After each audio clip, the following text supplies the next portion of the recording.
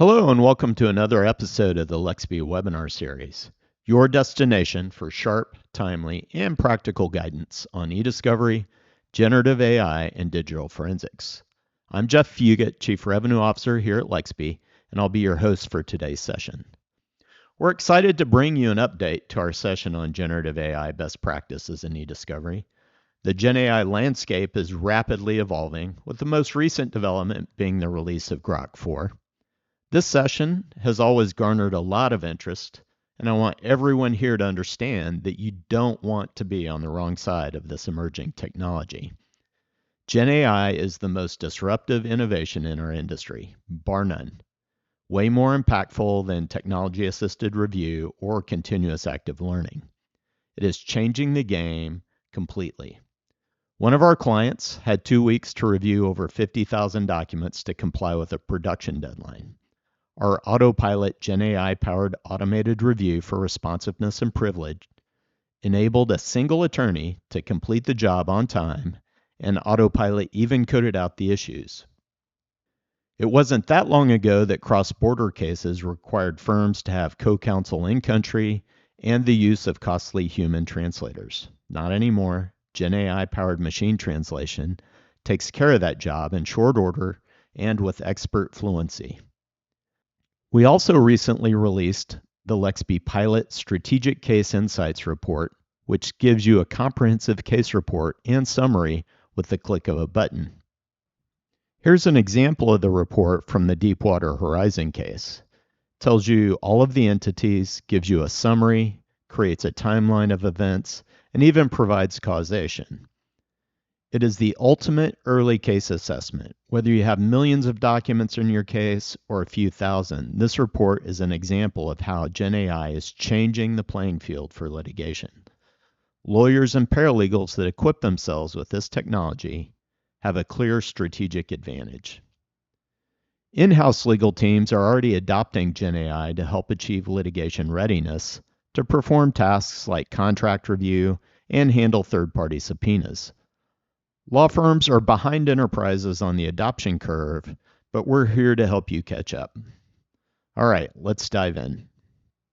So about our webinars, just a few quick housekeeping items before we get rolling. Our webinars happen monthly and cover leading-edge issues in eDiscovery, GenAI, and digital forensics. If you experience any technical issues, don't stress, just shoot a note to webinars@lexbe.com and we'll jump in to help. We'll be sharing a recording, a slide deck, and a podcast version of today's session shortly. Keep an eye on lexbe.com and on our YouTube channel. And yes, we want your questions. Pop them into the Q&A panel, and we'll hit as many as we can at the end of today's session. Also, at the end of today's session, we're going to ask for your help. Please complete the survey so we can continuously improve this program and deliver the topics that are most relevant to you and your practice. Before I turn it over to today's guest speakers, just a quick intro to Lexbe in case you're new to us.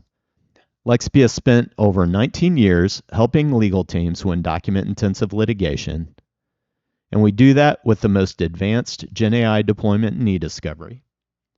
Lexbe Pilot, which is GenAI-powered full case analytics and a query tool that outperforms legacy early case assessment technologies. You can ask Lexbe Pilot any question that you have about the case, and it'll give you a comprehensive answer. Lexbe Autopilot, which is GenAI-powered document review for responsiveness and privilege, has outstanding precision and recall scores and is a fraction of the cost of traditional managed review. It works great for third-party subpoenas and document-intensive matters. Lexbe Copilot, which is your GenAI-powered assistant for your inline document review, included in every Lexbe plan at no added cost. The use cases are only limited by your imagination. If you have an acronym-intensive case, Lexbe Copilot will define the acronyms for you. Need to summarize lengthy medical records? Copilot does a great job of that. Need to summarize depositions? It's got you covered.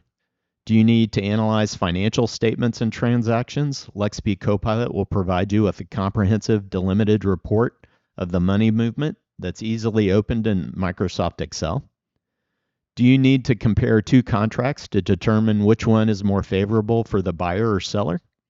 Lexbe Copilot will provide you with a comprehensive analysis, and it can do much, much more. In the past 2 months, we've had over 425% growth in customers adopting Lexbe Copilot. Lexbe is also lightning fast. We have over 10,000 CPUs that power our platform with over 1 million documents per hour being processed. One recent client uploaded 1.64 terabytes of PSTs and began reviewing the same day. So we give you more time to work on your case. We have an intuitive, ROI-friendly interface. Lexbe helps you move faster and win more. We also have a full-service forensic lab with Cellebrite and Magnet Axiom certified investigators. We can perform remote or on-site forensic collections. And we also have said certified eDiscovery specialists. And the combination of our client success team and our eDiscovery specialists earned us Gartner's Best Customer Support for 2025. If you'd like a demo or a complimentary forensic consultation, email us at sales@lexbe.com, and we'd love to show you how Lexbe can support your next case. All right, now let's get to the main event. Today we've got Gene Albert, CEO of Lexbe. He's a frequent speaker and author on eDiscovery and legal tech. He's an expert consultant and witness on eDiscovery. He's got an MBA from the University of Texas, a JD from SMU, and a BA from the University of Texas. Joining Gene and walking you through some of the eDiscovery use cases for GenAI is Erica Biller. Erica is a product manager at Lexbe. She's a former litigation paralegal and a certified eDiscovery specialist. She's experienced in complex litigation in several law firm environments. And so without further ado, I'll turn it over to Gene Albert. Gene? Thank you for attending our webinar today. In the first part, I'm going to be speaking about background and key concepts having to do with the generative AI and eDiscovery, and also speculating on some of the legal issues that have been raised by this. This is, of course, a dynamic area, and the technology and the law is changing at a very fast rate. So we will need to be updating this as we go along in the future. Secondly, there's just a lot of material here in this introductory webinar, so I'm going pretty quickly through some of it. If there's areas that you're interested in, you'd like us to explore in more detail, let us know in the comments. Also, there's going to be more detail in the slides. First, what is it? Well, it's the latest version of in artificial intelligence, and it's promising to revolutionize the eDiscovery workflows. It goes under different names, chatbots, LLMs for large language models. I'll talk about a little bit later. What's the promise? Well, it certainly is. It has the opportunity and the possibility of certainly changing eDiscovery workflows in a way that we haven't seen in years, and possibly even revolutionizing it, depending on how the technology and the integrations work out. What's different this time? Well, we certainly have heard this before with AI, and it's certainly been disappointing to many that it didn't do more, or certainly versus the promises that were made about it. What's different this time? Well, the quality is much better, and it certainly has shocked a lot of data scientists in general and people in the eDiscovery industry. And in particular, it provides greater functionality. Some of the previous versions of it were more of a black box of AI in general. And this one, for example, gives you reasons why it would determine that a document is responsive, summarize documents, and other things specific to eDiscovery workflows that we think could have a big impact. Next, we'll go over some of the key terms and concepts that are involved. First is the term large language models, and this is AI systems that are trained on extensive data and text, and they are able to respond with human mimicking text and answers that seemingly are able to make pretty detailed and complicated inferences off of the data and words that they've been dealing with, all done on a statistical basis, but it sure seems to mimic human thought in many ways.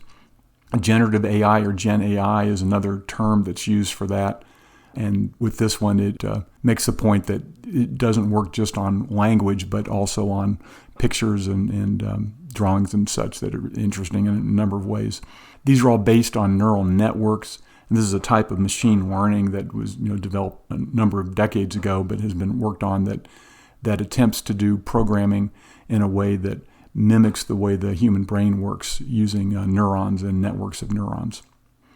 Prompts is an important thing with GenAI models, that text or other inputs are sent into the model, and it utilizes that within limits that we'll talk about.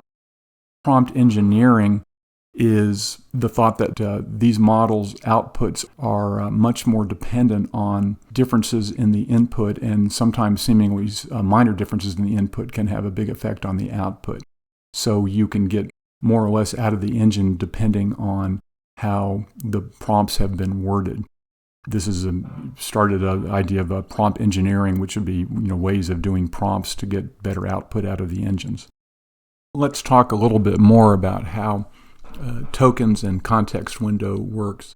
As mentioned, the tokens are a basic unit similar to text, and the difference will be sometimes punctuation could be counted, or a couple words might be grouped together for a concept token, but it's more or less text. And the context window has to do with the maximum amount that can be processed at one time out of the context window, which is analogous to short-term memory in humans, and the long-term, or computers, and the long-term memory would be what would be trained in the model, that would be underlying, that it has access to through the neural networks. What's interesting and tricky with these models is that once the short-term memory or the context window has been exceeded, it loses whatever was in that memory. It still has the access to the underlying training that was done in the long-term memory in the neural networks, but it's bounded or limited by what it can access in the context window. How does that work? Well, looking at the graphic on the right, see that working on a timeline from left to right as it looks at the data coming in. On the far left, where it says 7 years, that could be the first part of a context window coming in. If it gets past whatever the context window was here, let's say 16,000 characters, and it moves on to the middle part that says, we're now engaged in a great civil war. If it didn't already know about this text, once it moves out of the token window from the 4 on the left, it wouldn't know that anymore. So it's a first in, first out system, similar to accounting. And then similarly, if the context window was too big, or if there's too much data went into the context window, it wouldn't get what was at the end of it, which would be, can long endure. This has to be managed, and just thinking how big the context window is and where you are and what data you've put in. The systems themselves don't do this that well. Right now, they're pretty silent about that, but with integrations in eDiscovery, and of course, this has been managed. But it's good to keep that in mind. Now, the token windows, bigger is better, generally, yes, but if it gets too big, it slows it down, and there can be other issues with it under the model. So this is under active development for everybody to be managing the token and token windows, and how this works in eDiscovery to make sure that we know what data comes in and we're using it all accurately to get the best results out of it. Grounding is another important concept in generative AI, and this refers to the ability of the model to point back to a specific document that correlates with its description and explanation of the source and whatever inferences it draws. This is different than the underlying search technology, because the search by its nature will be able to point back to whatever document it pulled it from. But in generative AI, because the training is through neural networks, it loses those specific tiebacks to the underlying source document through the training by the nature of the technology. So in general, with generative AI, because there is a desire to go back to the underlying documents, and with eDiscovery in particular, technology, when it's put into use, will go back and tie back into the original document in some fashion. On the right here, this is out of one of the search engines that are doing this now, Bing, so you can see how they've done that. But it's a a different process where they go back and use search or something else to find out what document that probably came from, since it's not inherently out of the generative AI engine. A second concept is what's being called zero retention APIs. As generative AI models are integrated into other software, there's a desire to not use the data for training. And the zero retention APIs are an answer to that. And then we'll go to the next slide and talk about some of the details of what these policies look like. How these models use the prompt data for their training has been the issue of the day with this technology, and is, of course, of critical importance in eDiscovery even more than other areas. The background for this is that the models and the companies developing these are hungry for all the training data they can get, and a very valuable source of training data is feedback from users and the questions that are asked in prompts. And certainly seen this with similar versions of, or previous versions of this technology that were used, that were recommendation engines for music and other media that we'll see on Amazon or other Spotify or other services like that. And that's where a lot of their training comes from. Not having to have that makes that more expensive for them to keep these models up to date and be competitive. But, of course, that doesn't work for eDiscovery or for business. So the companies have made commitments not to do that, and it's being called zero data APIs. And this is, in many respects, similar to what you'd expect for cloud storage and business usage for Microsoft or Google, to where they make a commitment that they won't use the data or store it beyond your own usage of it sometimes. So the sort of terms you'd see in a zero data API are on the left there, that would include, here, no data storage, transient processing, other similar things. The companies have so far tended to make that the zero data APIs and these security commitments only for commercial accounts or APIs. So generally, if you're under a subscription account or an API, they are committing to not use the data, but that's certainly something that needs to be checked in the eDiscovery and legal environment. The next important concept to discuss is what's known as hallucinations. And this is the tendency of these models to sometimes come up with answers that aren't justifiable, seemingly not a justifiable inference from the data that they're working with. And this could come from a number of different reasons and sources that are difficult to track down for the model developers. But from the end user's point of view, it just comes out with something that just looks incorrect, and we don't understand how it got to that answer specifically. But this is really just a type of a false positive that we certainly see in other computer models or other inferences. How do you avoid it? Well, I think with these models, more than search, you need to verify your responses, and that's why using the grounding is important to be able to get back to that. And some thought and work needs to go into the proper prompt construction in the first place that can also have an effect on its tendencies to generate hallucinations. That leads us into what the ethical obligations are with this new technology. There haven't been a lot of specific rules on this so far because it's new, but the existing rules apply and are, as one would expect, that the rules with technology provide that one needs to keep up with technology and can't ignore it. And there isn't a prohibition at all, except the opposite, where there's an obligation to keep up with it. You can see in the ABA rules, particularly Model Rule 1.1. There are starting to be some state bar rules as well, and you can see on the right there's a Florida advisory opinion that goes through what you'd expect with it, particularly focusing on the standard rules having to do with security and competence and keeping up with technology and taking the risks and benefits into account. And I expect we'll see the same thing in the future. There was an incident having to do with hallucinations in mid-2023 that got a lot of news that y'all probably heard about, but let me address it quickly. That there were some attorneys that were experimenting around with using the technology, and they were using it for case research for their briefs, and they apparently came up with some sites that were incorrect and filed them in a court proceeding and were sanctioned for this as they should have been. But that has certainly raised this issue for hallucinations, at least in that aspect, for judges and others. And some courts have started adding local rules saying that You can't use GenAI for legal research or similar functions, but this doesn't directly impact eDiscovery at all. In the next slide, I want to talk a little bit about court acceptance of generative AI and large language models in eDiscovery context. And I would distinguish between different use cases that shouldn't be confused.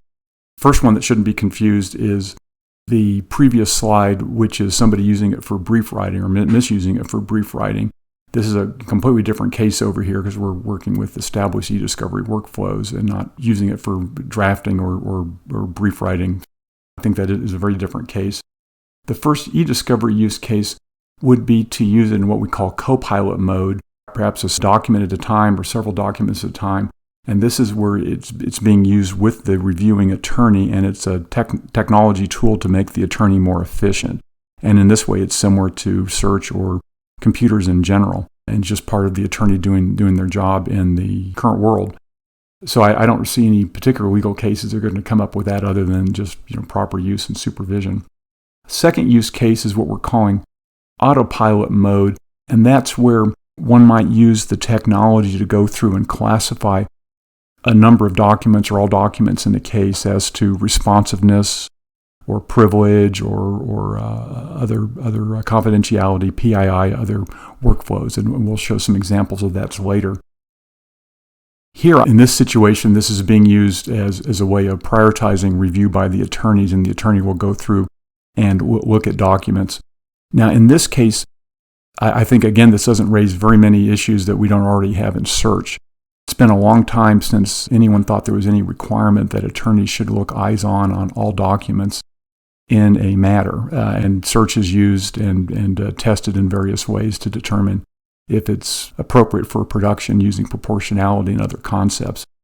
And it's a good idea to test your output, and that can be structured or unstructured. That's done all the time in cases. And I don't see that this is really going to be any different, or that it could be any different than that. That's the way to use the technology is to make it to where the attorney doesn't have to do everything himself or herself. And I think we'll see a similar analysis here. The third case is also autopilot mode, but this is what's been used with TAR previously over the last 5 to 10 years, to where there might be no attorney review, or the review of the documents will be structured and statistical to determine if the model there in that case has been appropriately trained and if it's appropriate for production. And there the courts have looked at the process to see if it's a proper process, but also have looked at specific targets for precision recall and F1 score, which I'll talk about in a second, which is a combination of those. I think we'll see a similar analysis here with ChatGPT when it's used in that case, and that it will do very well because it seems to do as well on precision recall and the F1 score as the previous legacy TAR and humans for that case. Precision and recall are statistical measures of adequacy of production in eDiscovery situations, and I think they'll be used in generative AI as they've been used in TAR as well. The first situation is theoretical ideal, which is perfect precision and recall. That would be the upper left, where everything that was produced was responsive and nothing that was not responsive was produced. The second lower left would be an underproduction, and that's low precision and high recall. So in this one, there are excessive false negatives. So what was produced was indeed relevant. You can see the green boxes, but things that were relevant were missed. The third situation on the upper right is overproduction, and this is high precision, low recall. And here, nothing was missed, but certainly a lot was produced that was not responsive. And this is a data dump, and one can always get to a perfect high precision, low recall by just producing everything in the case. But of course, that would be a data dump and it would be improper. But that is the excessive false positive. And then the last one is low precision, low recall. And that's where there's non-responsive being produced and also responsive. And this is, if there's too much of this, is just junk. But in the usual case, this is what happens all the time, is that there can't be perfect precision and recall, and if you don't produce everything, then you're going to have some mixture of precision and recall. Next is a slide that illustrates the F1 calculation, and this is a derivative statistics used to combine precision and recall, which we discussed in the previous slide. So the precision and recall is measured on a 1 to 100% measure or 0 to 1. You can see on the left columns. And then that's combined into an average score, which is the F1. And this is a little bit different than our usual average, which is because it's called a harmonic mean, which isn't important for this right here, but it is less sensitive to outliers. And it quantifies a combination of precision and recall. And there's usually a trade-off between precision and recall, and this has been illustrated in the TAR case law, so it doesn't tell you if it's high precision or high recall. The various ones could combine into a single F1 score. But the 0.7 where I have certainly is a target that's mentioned in some of the literature, and these are the sort of scores that have been looked for in the previous case law when using TAR or when doing regular search reviews. An important issue in connection with evaluating generative AI in an automated eDiscovery context is how well the technology performs versus humans. We tend to think, as part of our cognitive bias, that humans perform very well, if not perfectly, in situations, but the research doesn't support that. There was a 2010 study suggesting that humans' accuracy on review type situation is only about 50%, even though we think it's much, much higher. The TREC proceedings, which was a government-sponsored research project having to do with TAR technology, showed only about a 57% recall rate in conjunction with search. Precision is really no better. It tends to be a trade-off between recall and precision in the study. The higher the recall, the lower the precision. There's a trade-off between the two. A broader search is higher recall, low precision. Narrow search is lower recall and high precision. So on the human versus machine, at least on the studies, there really is no gold standard, and that reviewers, even qualified reviewers, may differ between themselves as much as 30% of the time as to a classification. So we tend to think of humans and attorneys in eDiscovery as being a real gold standard, but we're probably a 10 standard at best. So that leads to the applicability of the existing TAR case law to generative AI uses for automated classification in conjunction with productions. What will the courts do? Well, I think they will apply the TAR case law. This is really just another type of technology-assisted review with different technology, and that's, I think, the way the courts will look at it. The courts have been tended to support TAR usage very, very much, and they do that, I believe, because they're worried about what will happen to our court system with the increased number of documents if we don't use technology to deal with the documents that technology has brought us. But they're loath to set or require specific targets. They don't want to get their hands dirty very, very much, with some few notable exceptions. So I think the cases tend to follow ESI orders and protocols closely. So if one does identify using any kind of production technology in an ESI order, the courts will tend to enforce it without too many questions, and don't want to jump into the details of that. The early cases having to do with TAR technology tended to focus on the specific technologies and the procedures used, but the later cases don't get into the details of that as much, and instead look at the output and testing. And this is where the precision recall and F1 score come in.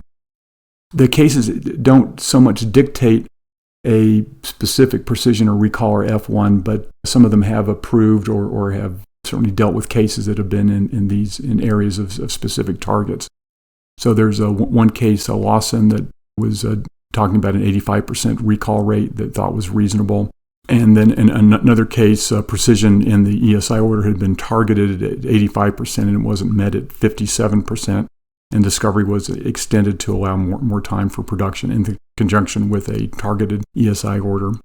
The next slide are a few current practice recommendations that I summarized from current publications by people who are actively working in this area. And I think this will likely be applied to the generative AI technology-assisted review as well. They certainly look closely at the recall and precision scores and using the F1 to combine them, and that a target in the range of 70 to 80% for a recall would be a good target that a court would support. Precision might be targeted at 70% as well, but that tends to vary more than the targets for recall because of the trade-off between the two, and between the two, the courts will prioritize having a better recall estimate as being more valid to actually get the evidence, and dropping off in precision that's a good trade-off up to a point where it's some sort of data dump. The next slide shows some testing that we did internally on F1 scores for generative AI compared between the different models that are out there and humans. And this is why we and others are so excited about this technology. You can see with the red line that is 70%, that 70 to 80% goal is to where many of the practitioners and courts have looked in conjunction with the previous legacy TAR. And you can see that the generative AI models do very, very well against humans and the different models that are out there. So they seem to all be within the range that are very competitive with humans. We've seen in other studies. It generally is usually meeting a 70% plus F1 target. And the advantage of the generative AI over the previous TAR is that this can give a confidence level, but also explain the confidence level and provide document summaries, which we didn't have with the other technology. So I think this will end up displacing that over time. This is all still improving all the time. We're seeing better and better results as the new engines are released through 2024. And lastly, for my part of the webinar, is one does need to do some statistical sampling if it's being used on an automated basis. So you need a way of gathering that and being able to document it in some fashion. So you can see here how we've done that within Lexbe, showing the precision and recall against human testing, and then what the false rate is, and then that will combine into an F1 score. So this or something similar should be used in conjunction with using it on an automated basis, although if one was using it simply as a co-pilot, I don't think any of this is legally required. And with that, I will turn it over. Thank you for your attention. So what are some use cases that AI can be used in for eDiscovery? Is using it to identify those facts that exist within your data in support of a specific issue. In this example, we want to know the funding that's in place with regard to the issue of developing a spaceport in Florida. As you can see, in a short amount of time, in a case with almost 42,000 documents and a pretty basic prompt, Pilot has managed to identify spaceport-specific funding and provided it in the bullet point format that we requested. Additionally, Pilot has cited its sources by providing links to the documents from which it sourced its response. Users can then access those documents and tag them if desired, or copy and paste Pilot's response into a Word document to help develop related work product. Another use case for Pilot is for investigative purposes. In this particular example, we're searching for any instances of injection-based medical treatments along with the details surrounding those treatments. As you can see, Pilot has managed to identify what appears to be a single instance of an injection-specific treatment. Pilot has provided us with the diagnoses of the patient who has received this treatment, treatment details, such as where on the body the treatment was administered, any side effects, as well as the overall outcome. We've also have the physical findings for the patient and the treatment plan as well. All of this has been set forth in an easy-to-read format as requested. Pilot has also cited its sources by providing a link to the supporting document. Users can click on this link to access the document and perform any other number of actions, such as tagging, adding annotations, redactions, notes, so forth and so on. Users can also copy Pilot's response, so it can be used for work product being developed outside of Lexbe. Now, we're approaching this from the perspective of utilizing generative AI to help conduct a first level review. So essentially, we've put together a prompt here, and we have a topic, and then we're asking the AI to respond yes or no. So either the document is responsive to this topic or not responsive.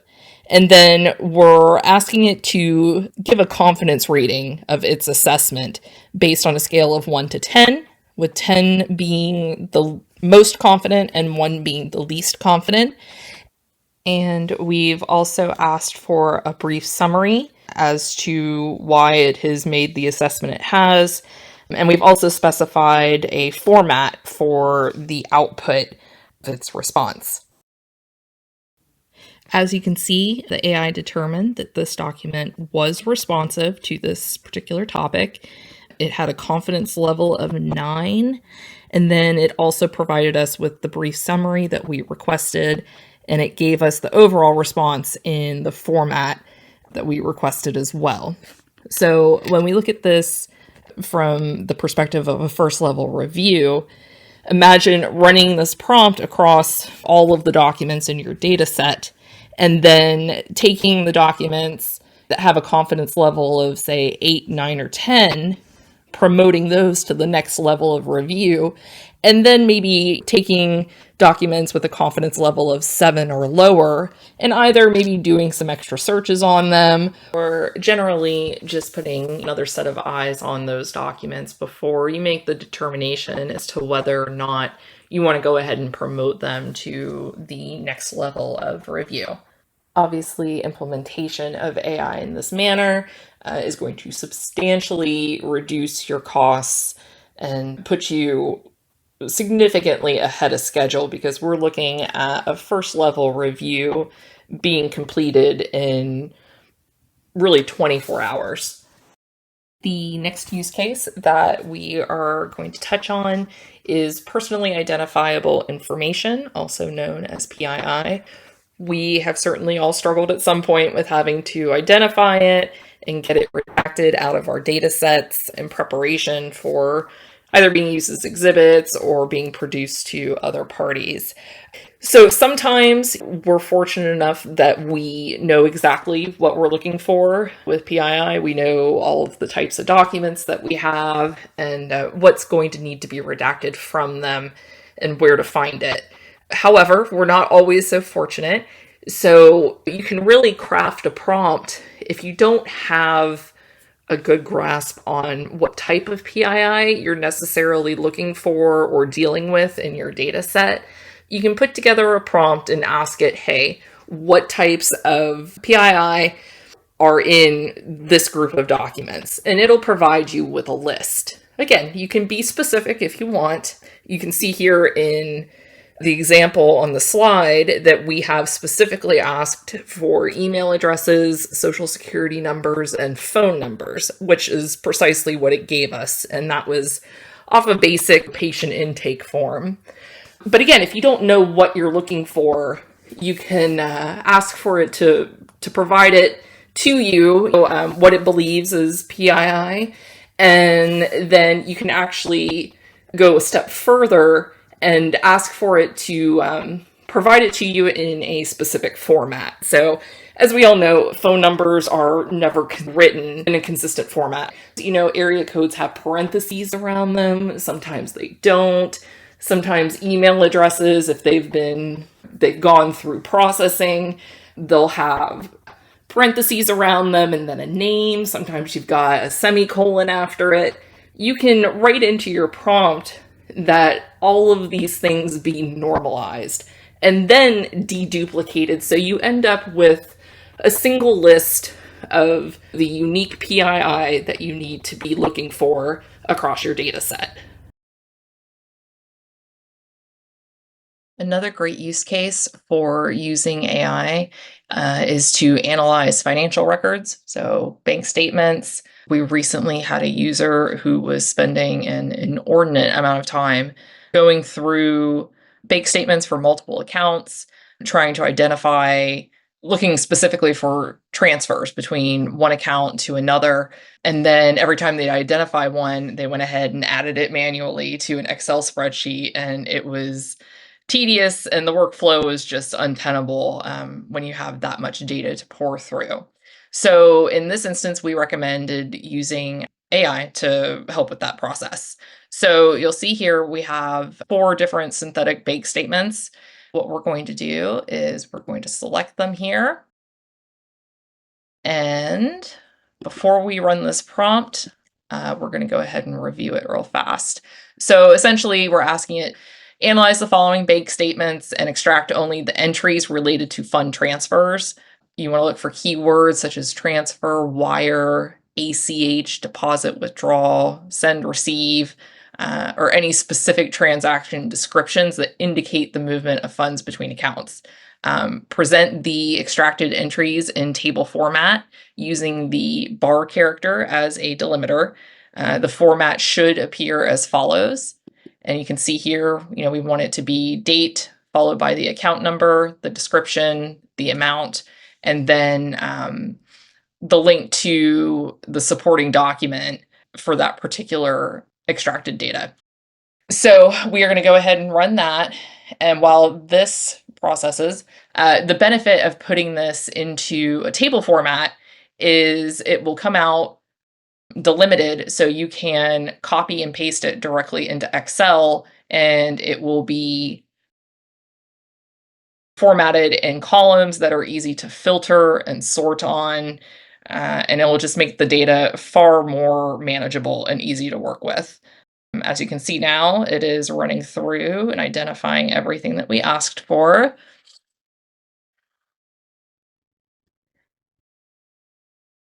Yep. So these entries include both incoming and outgoing transfers, as well as electronic deposits and withdrawals. So if we copy what we received here, we open up an Excel and we paste, here you go. And we can see here, we have the different mentions of the different descriptions. We have multiple accounts.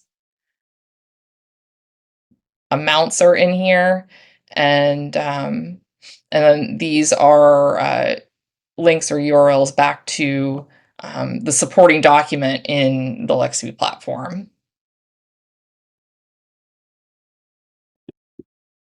So overall, a fantastic tool as far as streamlining the review or analysis of any sort of financial data. The next use case that we're going to look at is using generative AI for document translation. A lot of times we're fortunate to know on the front end during the collection phase whether or not we're going to have a large set of foreign language documents that we're going to have to contend with. With Lexbe Copilot and Autopilot, we can process foreign language documents and translate them either in mass or, as we have on the slide here, on a document by document basis. A simple request or a prompt of please translate this document into English is what we used, and you can see the response that we got on the right hand side. Again, if you know that you have a lot of foreign language documents that are going to be in your review, you can run the prompt against all of those at once.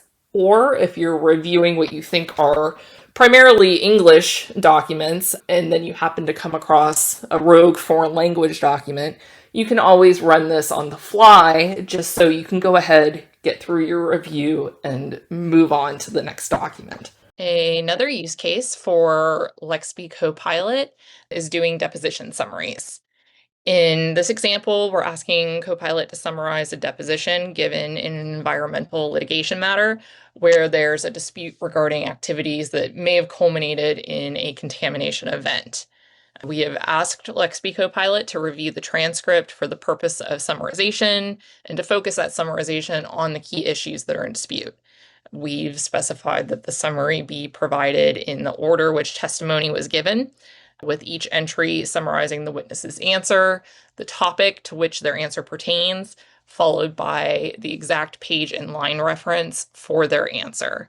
This response can be copied using the copy icon here and pasted into a Word document for further editing if so desired.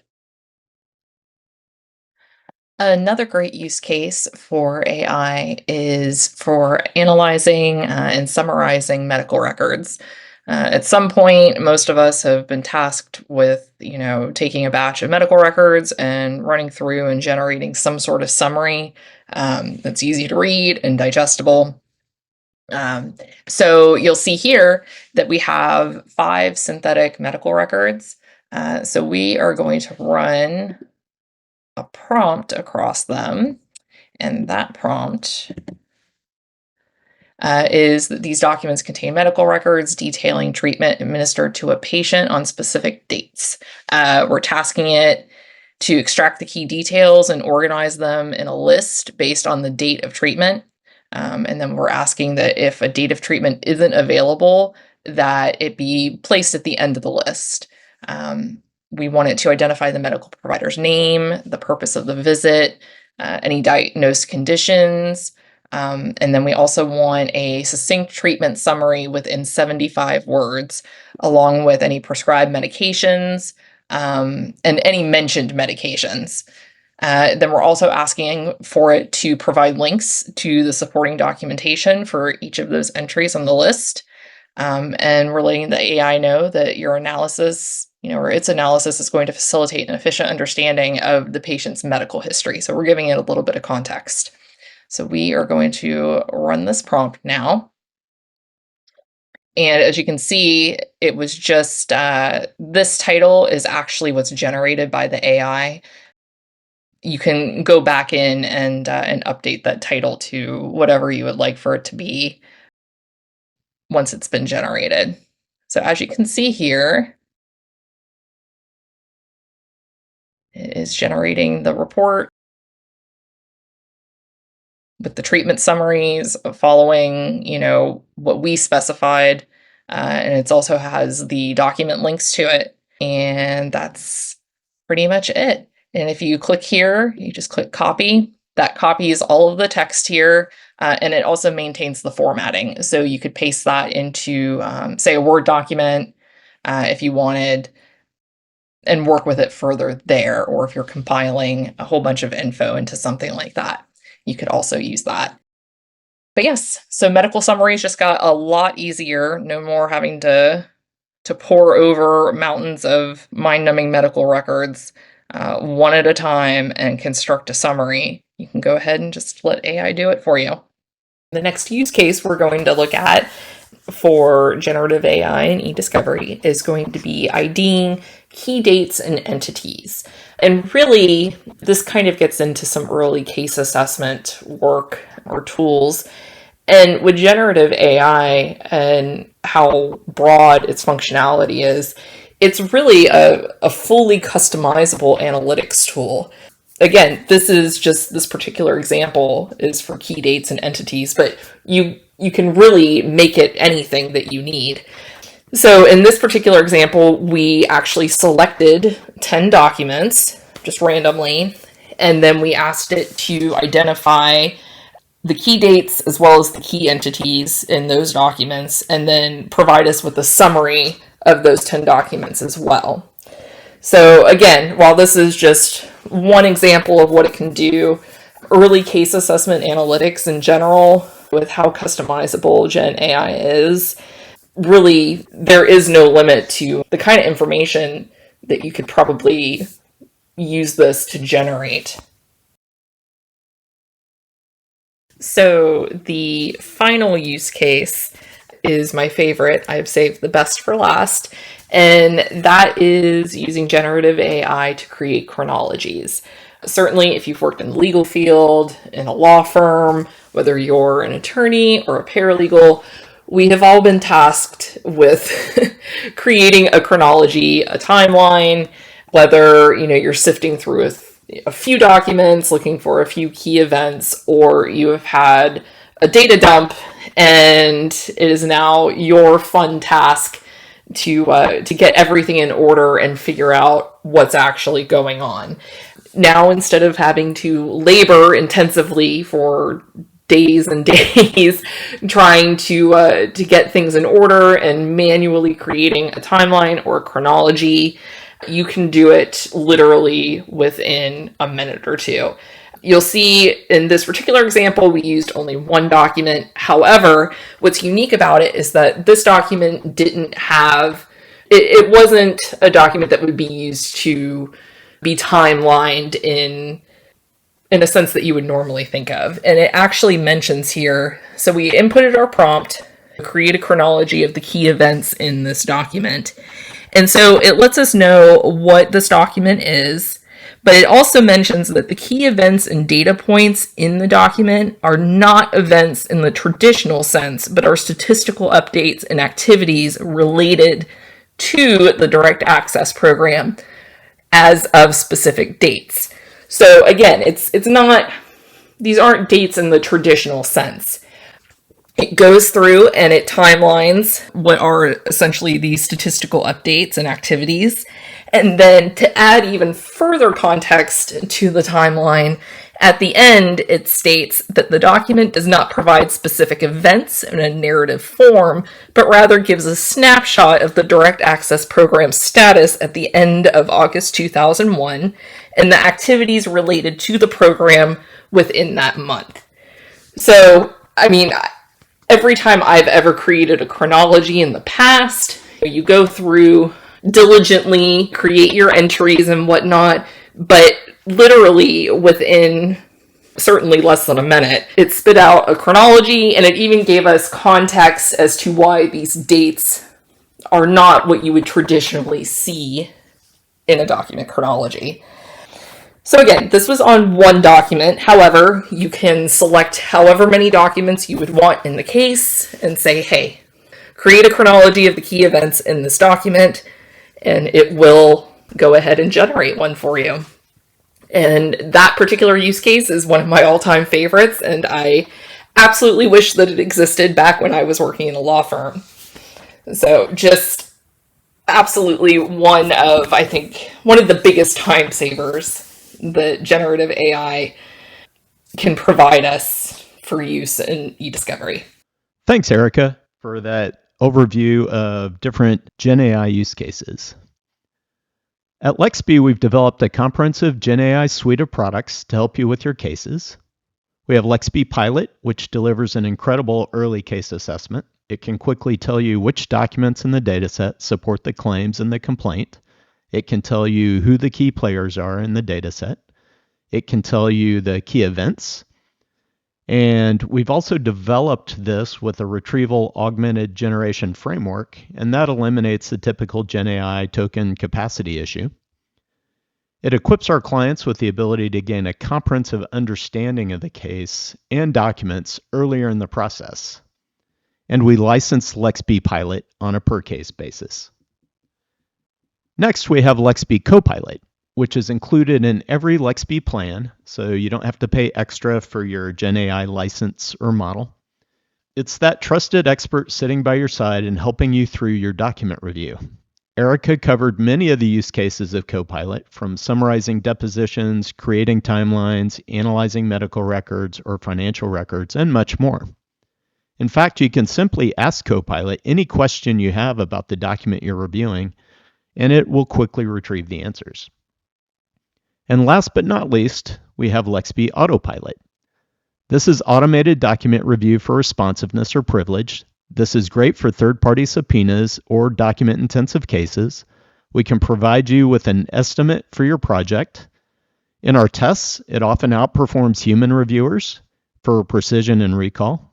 It also gives you a confidence score and the rationale for the prediction, so you're not dealing with the black box of legacy TAR technology. If you'd like a demonstration of these technologies or an estimate of the cost, please indicate that in the survey at the end of today's session, and we'll get that set up for you. We work with a lot of litigators to help them solve their eDiscovery challenges. Jordan Howlett is a sophisticated litigator running a multi-office boutique firm. Most of his cases involve larger, well-funded opposition. With Lexbe, he likes having ChatGPT available at his fingertips so he can quickly gain insights into the relevant case documents. David Jones was concerned he would be outgunned by his AmLaw opposition. He quickly realized that Lexbe was a great equalizer and helped him build his best case that delivered a winning verdict. Paige Tackett at Thompson Co. needed Lexbe speed to get productions out the door to meet deadlines. Lexbe is lightning fast and gets you from document ingestion to productions faster. Patrick Biggins needed an easy-to-use eDiscovery platform to handle document-intensive cases. Lexbe got him onboarded fast and provided the support they needed to build a strong case. With Lexbe's eDiscovery platform hosted at Amazon Web Services, you get on-demand capabilities that scale to address the needs of your case. With Lexbe's cloud infrastructure, you can get from document ingestion to review faster and get your productions out the door faster. All of your remote or mobile-connected employees can access the Lexbe eDiscovery platform via web browser. It works great on Macs, PCs, iPhones, and Android devices. This gives you unprecedented flexibility and efficiency. I also wanted to point out that Lexbe is a single end-to-end eDiscovery platform with a comprehensive GenAI feature set that is secure and doesn't limit your prompts or usage. We'll be making the following available to webinar attendees: a recorded streaming version, an MP3 podcast, as well as a PDF. Please let us know if you have any questions or comments about this webinar or suggestions for future topics. This webinar is part of the Lexbe eDiscovery webinar series. For notices of future live and on-demand webinars as part of this series, please email us at webinars@lexbe.com or follow us on LinkedIn. Also, we'd like your advice regarding our webinar series. Please complete the survey at the end of today's session. Helps us continuously improve this program and cover the digital forensic and eDiscovery topics that are most relevant to you. And with that, I'd like to thank Jean and Erica for presenting today, and thank you for attending. Be sure to follow Lexbe on LinkedIn and check out our YouTube channel so you'll be alerted to the latest podcasts and webinar episodes. And watch your inbox for an invite to our next webinar on best practices in eDiscovery, generative AI, and digital forensics. Take care.